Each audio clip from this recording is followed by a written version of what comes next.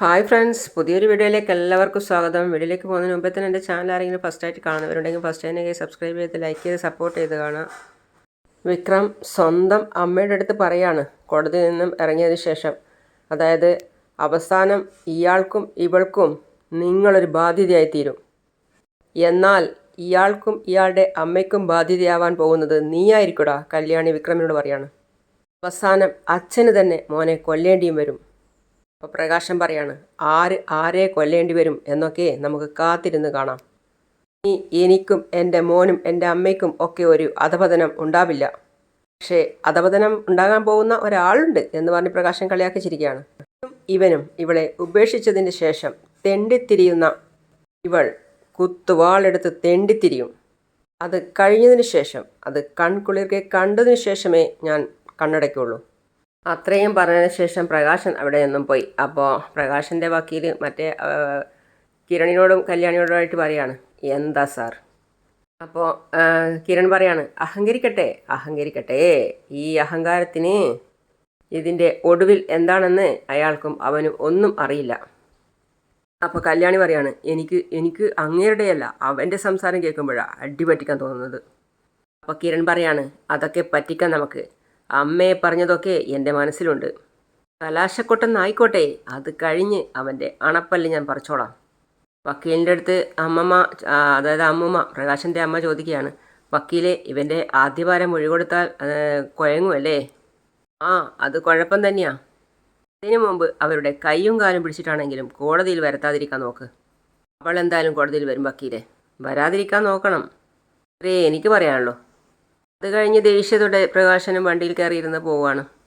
കാർത്തികയുടെ കാത്തിരിക്കുകയാണ് അച്ഛനും മകനും അമ്മയും ഒക്കെ വരുന്നതും കാത്തിട്ട്. എനിക്ക് ഇറങ്ങാൻ കഴിയുന്നില്ലടാ, എന്നെ ഒന്ന് പിടിച്ചിറക്കടാ.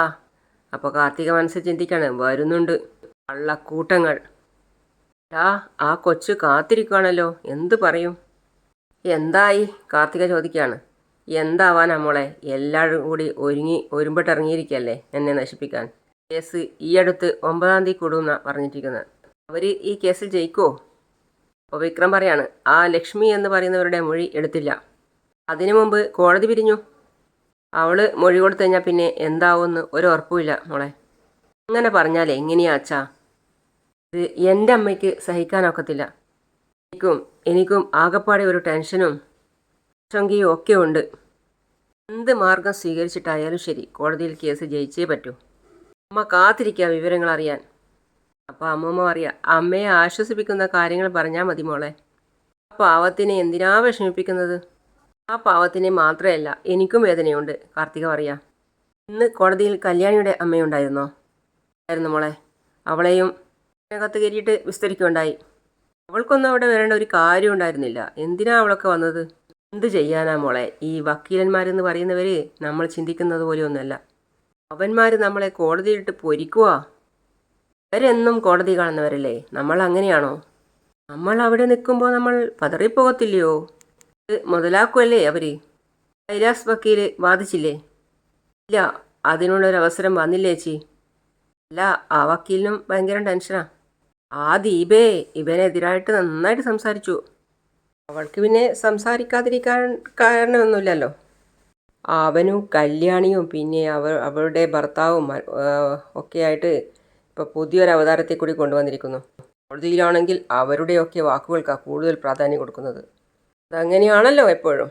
അപ്പോൾ കാർത്തിക പറയാണ്, അച്ഛനടക്കുന്ന കൈലാസ് വക്കീലിനെ വിളിക്ക്, ഞാനും കാണാം. പ്രകാശ്, മോളെ വക്കീലിനോട് കാര്യങ്ങളൊക്കെ ഒന്നുകൂടി പറഞ്ഞ് മനസ്സിലാക്കി കൊടുക്കണം. ഇനിയും കോടതിയിൽ വെച്ച് ഭയങ്കര കൊളാവുന്ന ലക്ഷണമാണുള്ളത്.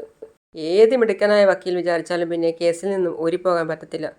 അവൾ വരാതിരിക്കാനുള്ള എന്തെങ്കിലും മാർഗമൊന്ന് പറഞ്ഞു തരാൻ പറ. അപ്പോൾ എൻ്റെ അമ്മ നിരാശപ്പെടേണ്ടി വരും അല്ലേ? നമുക്ക് എല്ലാ വഴിയും നോക്കാം ചേച്ചി, ആവശ്യം നമ്മുടേതായി പോയില്ലേ? അതേ മോളെ, അവൻ പറഞ്ഞതുപോലെ തന്നെ അവൾ കോടതിയിൽ വരാതിരിക്കാനുള്ള ഏതൊരു മാർഗവും ഞാൻ നോക്കും. അടുത്ത കോടതി കൂടുമ്പോൾ ലക്ഷ്മി എന്ന് പറയുന്നവൾ അവിടെ വരാൻ പാടില്ല. അവിടേക്ക് വരത്തില്ല ഞാൻ.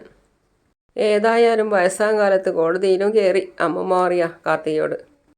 അവളൊന്ന് മെച്ചപ്പെട്ടിട്ടുണ്ട്, ആ ലക്ഷ്മി എന്ന് പറയുന്നവൾ. അവളെ കണ്ടാലേ അറിയാം അവളൊരു അഹങ്കാരിയാണെന്ന്. മോൾ അവളെ ഒന്ന് കാണണം. ഒരു 6-6.5 അടി പൊക്കമുണ്ട്. അതുപോലെ തന്നെ ആണുങ്ങളെപ്പോലെയാ തലയെടുപ്പ്. നല്ല ആരോഗ്യമുണ്ട്. അവൾ എന്നെ ഇടിച്ചിട്ടുണ്ട്. സത്യം മോളെ, പേടിച്ചാ ഞാനും മോനും അവിടെ നിന്ന് ഓടിക്കളഞ്ഞത്. അല്ല, അത് കോടതി പറഞ്ഞാൽ കോടതി വിശ്വസിക്കുമോ? അവർക്കൊരു കൊച്ചുണ്ടെന്ന് പറഞ്ഞല്ലോ, അതെവിടെയായിരിക്കും? അപ്പം അത് കേട്ട അമ്മമ്മ, അതെങ്ങും ഇല്ലാതിരിക്കുന്നത് നല്ലത്. ചത്തുപോയ അത്രയും ഭാഗ്യം. അവളുടെ മോളല്ലേ, അതിനും ഉണ്ടാവും ഒരു 6-6.5 അടി പൊക്കം. അല്ല, അവളും അവളുടെ അമ്മയെപ്പോലെ ആണുങ്ങളുടെ ചങ്ക് തുറന്നിരിക്കുന്ന ആളായിരിക്കും. ഇനി അവൾക്ക് അവളുടെ അച്ഛൻ്റെ സ്വഭാവമാണെങ്കിൽ രക്ഷപ്പെട്ടില്ലേ അമ്മേ? അയ്യോ, എന്നാ രക്ഷപ്പെട്ടു. പക്ഷേ അതിനുള്ള സാധ്യത കുറവാണ് മോളെ. ഇത്തരം സ്വഭാവക്കാർക്ക് അവരുടെ സ്വഭാവത്തിലുള്ള മക്കളെ ജനിക്കൂ. കാരണം മക്കളെ കൊണ്ട് അവൾമാർ ഒരുപാട് കണ്ണുനീര് കുടിക്കണം. അതൊക്കെ ദൈവത്തിൻ്റെ തീരുമാനം. അതൊക്കെ സംഭവിച്ചില്ലെങ്കിലേ അത്ഭുതമുള്ളൂ. അത് ഭയങ്കര ദാഹം, ഇത്തിരി വെള്ളം കുടിക്കട്ടെ മോളെ. പിന്നെ കാണിക്കുന്നത് മനോഹറിനെയാണ്. മനോഹർ രൂപയുടെ അടുത്താണുള്ളത്. അപ്പോൾ എന്നിട്ട് പറയാണ്, അടുത്ത ആഴ്ച കുഞ്ഞിൻ്റെ നൂലുകെട്ടാണ്. എനിക്കതിൻ്റെ കരച്ചിൽ കേൾക്കുമ്പോൾ തന്നെ ദേഷ്യം വരിക. രൂപ പറയാ, എന്തൊക്കെ പറഞ്ഞാലും ഏട്ടൻ്റെ കൊച്ചുമോളല്ലേ. ചായക്കപ്പ് അവിടെ വെച്ചിട്ട് പറയാം, എന്തോന്ന് കൊച്ചുമോള്. ഇഷ്ടപ്പെടാത്ത ഒരുത്തൻ്റെ കുഞ്ഞിനെ കൊച്ചുമോളായിട്ട് കാണാനൊന്നും എനിക്ക് പറ്റില്ല. ഞാൻ മനോഹറിനോട് തന്നെ പറഞ്ഞിട്ടുണ്ട് ആ കുഞ്ഞിനെ എങ്ങനെയെങ്കിലും ഒഴിവാക്കി തരണമെന്ന്. നീയും എന്നെ ഈ കാര്യത്തിൽ സഹായിക്കുന്നില്ലല്ലോ രൂപേ. കുഞ്ഞുങ്ങളുടെ കാര്യത്തിൽ ഞാൻ ഇടപെടില്ല ഏട്ടാ. അങ്ങനെയുള്ളൊരു പാവം ചെയ്യാൻ എന്നെക്കൊണ്ട് പറ്റില്ല. എൻ്റെ മനസ്സിലിപ്പോഴും സരയുവും കിരണും ഒന്നിക്കണം എന്ന് തന്നെയാണ്. അതിന് കുഞ്ഞും കല്യാണിയും ചന്ദ്രസേനനും ഒക്കെ എന്നേക്കുമായിട്ട് ഈ ഭൂമിയിൽ നിന്നും പോയേ പറ്റൂ. അത് ഏട്ടൻ എന്താന്ന് വെച്ചാൽ ചെയ്തോ, പക്ഷേ ആരുടെയും ജീവൻ എടുക്കാൻ എന്നെക്കൊണ്ട് പറ്റില്ല. അതെന്താ നീ അങ്ങനെ പറഞ്ഞത്? അപ്പോൾ ചന്ദ്രസേനൻ ജീവിച്ചോട്ടെ എന്നാണോ നീ പറയുന്നത്? അങ്ങേരുടെ കാര്യത്തിൽ മാത്രം ഞാൻ പറഞ്ഞത് ചെയ്തോളാം. ബാക്കി കല്യാണിയും സരയുവിൻ്റെ കുഞ്ഞും ഒന്നും ഈ ഭൂമി വിട്ട് പോകണമെന്ന് എനിക്ക് അങ്ങനത്തെ ആഗ്രഹമൊന്നുമില്ല. അല്ലാതെ കിരണും സരയും തമ്മിൽ ഒന്നിക്കോ സന്ധ്യയെ? സോറി, ഒന്നിക്കോ രൂപേ. കിരണിനെയും സരയുവിനെയും ഒന്നിപ്പിക്കാൻ നോക്കാതെ സരയുവിന് മറ്റേതെങ്കിലും നല്ല ബന്ധം കണ്ടുപിടിക്കുന്നതായിരിക്കും നല്ലത്. അത് കേട്ട് അയാൾ ഞെട്ടുകയാണ്. നീ മെല്ലെ അഭിപ്രായം മാറ്റുന്നുണ്ടല്ലോ രൂപേ. കല്യാണി ജീവിച്ചിരിപ്പുണ്ടായാലും ഇല്ലെങ്കിലും ശരി, കിരണിന് കല്യാണി ഇല്ലാതെ ഇനിയൊരു ജീവിതം ഉണ്ടാവില്ല. അതൊക്കെ രൂപേ നിനക്ക് വെറുതെ തോന്നുന്നതാ. അവളങ്ങ് പോയി കഴിഞ്ഞാൽ കുറച്ച് നാളുകൾക്ക് ശേഷം കിരണിൻ്റെ മനസ്സിൽ മറ്റുള്ള ചിന്തകളൊക്കെ ഒഴിവാവും. അല്ലെങ്കിൽ നീ മാറ്റം വരുത്തണം. അപ്പോൾ രൂപ ചോദിക്കാണ്, അപ്പോൾ കല്ലുമോനോ?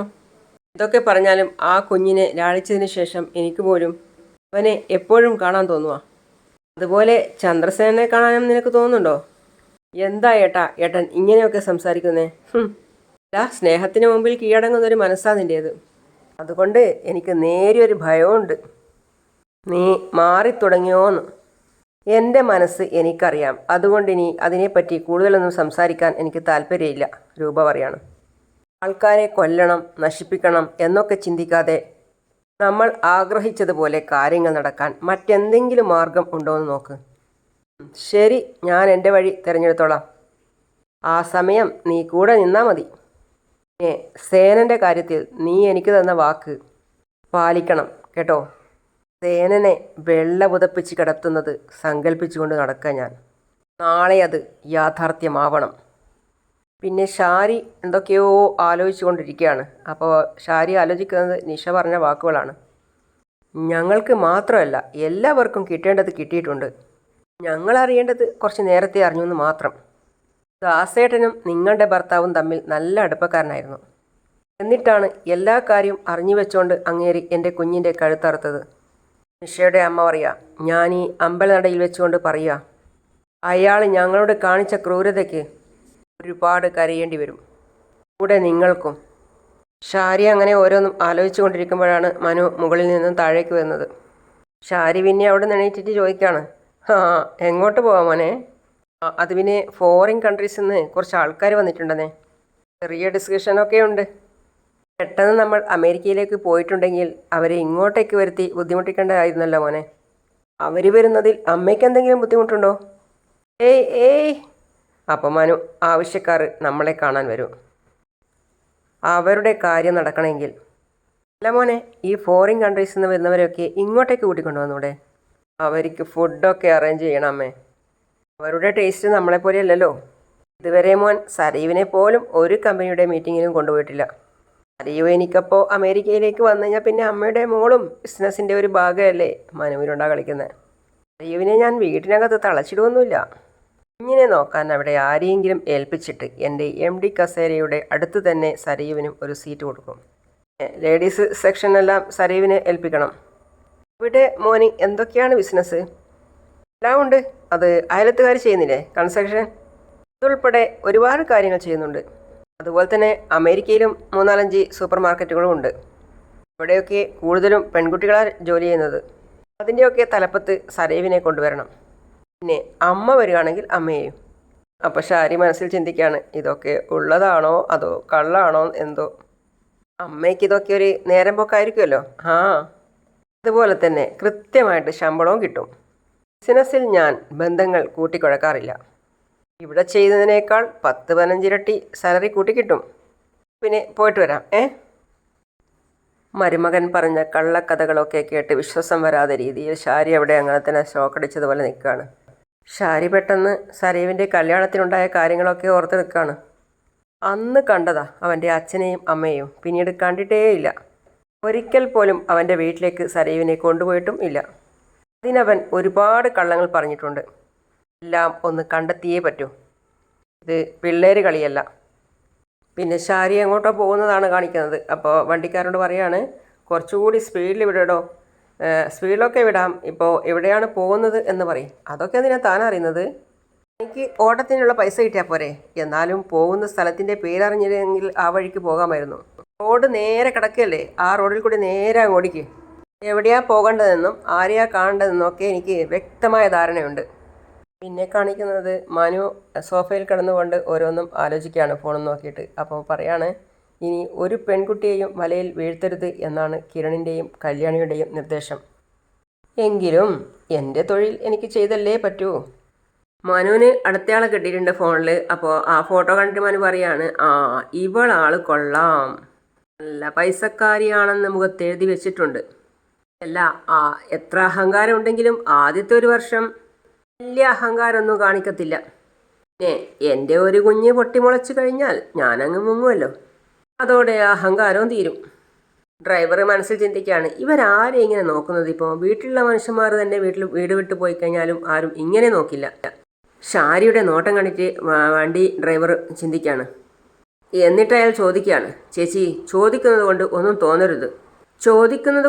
തോന്നരുത്. വീട്ടിൽ നിന്ന് പട്ടിയോ പൂച്ചയോ വല്ലതും കാണാതെ പോയോ? ആനിനെ കളിയാക്കുകയാണോ? ഷാരിക്ക് ദേഷ്യം വന്നു. പിന്നെ അല്ലേ ചേച്ചി, വളർത്തുമൃഗങ്ങളെ കാണാതാകുമ്പോഴല്ലോ മനുഷ്യന്മാരിങ്ങനെ വല്ലാതെ വെപ്രാളത്തോടെ അന്വേഷിക്കുന്നത്.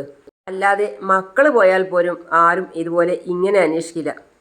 അപ്പോൾ ഷാരി മനസ്സിൽ ചിന്തിക്കുകയാണ്, അതേടോ, ഒരു നായയെ അന്വേഷിച്ചാണ് ഞാൻ നടക്കുന്നത്. അവൻ നായയാണോ മനുഷ്യനാണോ എന്ന് തീർച്ചപ്പെടുത്തണം.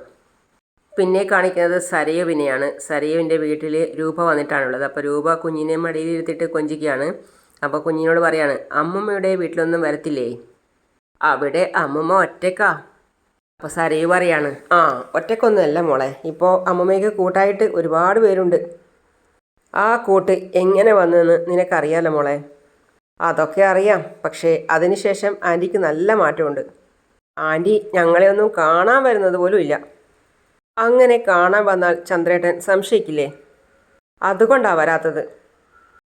ചന്ദ്രേട്ടനോ? അയാളെ പേര് പോലും വിളിക്കാറില്ലല്ലോ. ആൻറ്റി അയാളെ അവൻ ഇവൻ എന്നൊക്കെയല്ലേ വിളിച്ചുകൊണ്ടിരുന്നത്. ഇപ്പോൾ പിന്നെ സ്നേഹമുള്ളതുപോലെ അഭിനയിക്കുന്നത് കൊണ്ട് അങ്ങനെ വിളിച്ച് അതേ നാവിൽ വരുന്നുള്ളൂ. അവസാനം ചന്ദ്രേട്ടൻ ശരിക്കും ഏട്ടനായിട്ട് മാറരുത്. പിന്നെ രൂപ ചിരിച്ചുകൊണ്ട് പറയാണ്, നിനക്ക് എന്നെ അറിയില്ല മോളെ. അറിയാം, അതുകൊണ്ടാണ് ഞാൻ ഇങ്ങനെ ഒരു സംശയം പ്രകടിപ്പിച്ചത്. പിന്നെ സരയു പറയാണ്, ഏതായാലും ഞങ്ങളൊരു 4-5 മാസത്തിനുള്ളിൽ സ്ഥലം വിട്ടു പോകും. അതിനു മുമ്പ് ഒരു 4-5 ദിവസമെങ്കിലും ആൻറ്റിക്കൊപ്പം വന്ന് നിൽക്കണമെന്നാണ് എൻ്റെ ഒരു ആഗ്രഹം. മോളെ, അത് ഞാൻ അങ്ങോട്ട് പറയാനിരിക്കുകയായിരുന്നു. അതിനെന്താ മോളെ, എപ്പോൾ വേണമെങ്കിലും നിങ്ങൾക്ക് വരാലോ.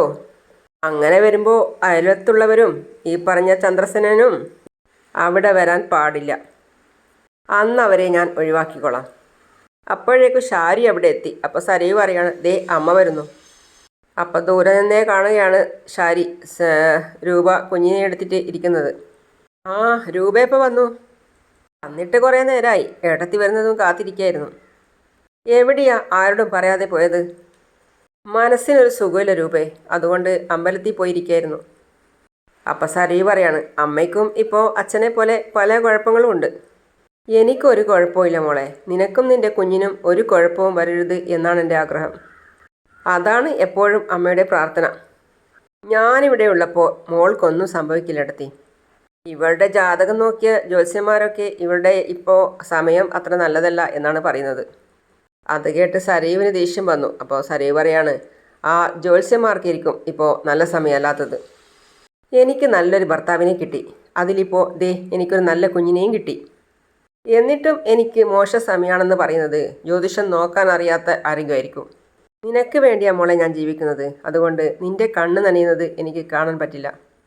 പിന്നെ ഷാരി വിഷമത്തോടെ പറയാണ്, രൂപേ നീ ഇരിക്ക്, ഞാൻ ഈ വേഷമൊക്കെ ഒന്ന് മാറിയിട്ട് വരാം. അമ്മയെ കുറ്റം പറഞ്ഞിട്ട് കാര്യമില്ലേണ്ടി. ഏതു നേരവും മനുവേട്ടനെ കൂട്ടി അമേരിക്കയിലേക്ക് പോകുന്നില്ലേ എന്ന് ചോദിച്ചുകൊണ്ടിരിക്കുക. അമ്മയ്ക്ക് എങ്ങനെയെങ്കിലും അച്ഛനടുത്തുനിന്ന് അങ്ങോട്ടേക്ക് പോകണമെന്നുള്ള ഒറ്റ ചിന്തയേ ഉള്ളൂ. അത് തെറ്റല്ലേ മോളെ? സുഖമില്ലാത്ത അച്ഛനെ മറന്നിട്ട് സന്തോഷത്തോടെ നിങ്ങൾക്കൊപ്പം ജീവിക്കാൻ വരുന്നത് ശരിയാണെന്ന് എനിക്ക് തോന്നുന്നില്ല. അത് കേട്ട് സരിയും പറയാണ്, അങ്ങനെ ഒരു തോന്നൽ എനിക്കും ഇല്ലാതില്ല. പിന്നെ അച്ഛനെ സഹിക്കാൻ വലിയ പാടാ. അമ്മയെ അച്ഛൻ കുറ്റപ്പെടുത്തിയാലും വേണ്ടില്ല. പക്ഷേ ഇവിടെ മനുവേട്ടനാ അച്ഛൻ്റെ പ്രധാന ശത്രു. മനുവേട്ടനെ ആരെങ്കിലും കുറ്റപ്പെടുത്തിയാൽ എൻ്റെ രക്തം തിളക്കുവേണ്ടി. അപ്പം രൂപ മനസ്സിൽ ചിന്തിക്കുകയാണ്, ഇനി കുറച്ചങ്ങോട്ട് കഴിയുമ്പോൾ അവനെപ്പറ്റി നല്ലത് പറയുമ്പോഴായിരിക്കും നിനക്ക് രക്തം തിളക്കാൻ പോകുന്നത്. പക്ഷേ ഒരു തെറ്റും ചെയ്യാത്തൊരു കുഞ്ഞ് അവൻ്റെയും ഇവളുടെയും മോളായി പിറന്നല്ലോ. രൂപ അങ്ങനെ ചിന്തിക്കുന്ന സമയത്ത് സരിയും എന്തൊക്കെയോ ചിന്തിച്ചു കൂട്ടാണ്. അങ്ങനെയാണ് ഇന്നത്തെ ഭാഗം അവസാനിക്കുന്നത്. അപ്പോൾ എൻ്റെ ചാനൽ ആദ്യമായിട്ട് കാണുന്ന ആരെങ്കിലും ആണെങ്കിൽ പെട്ടെന്ന് തന്നെ കയറി സബ്സ്ക്രൈബ് ചെയ്ത് ലൈക്ക് ചെയ്ത് സപ്പോർട്ട് ചെയ്ത് കാണാം. അപ്പോൾ അടുത്ത പുതിയ വിശേഷമായിട്ട് വീണ്ടും വരാം. അതുവരേക്കും സീ യു ഓൾ.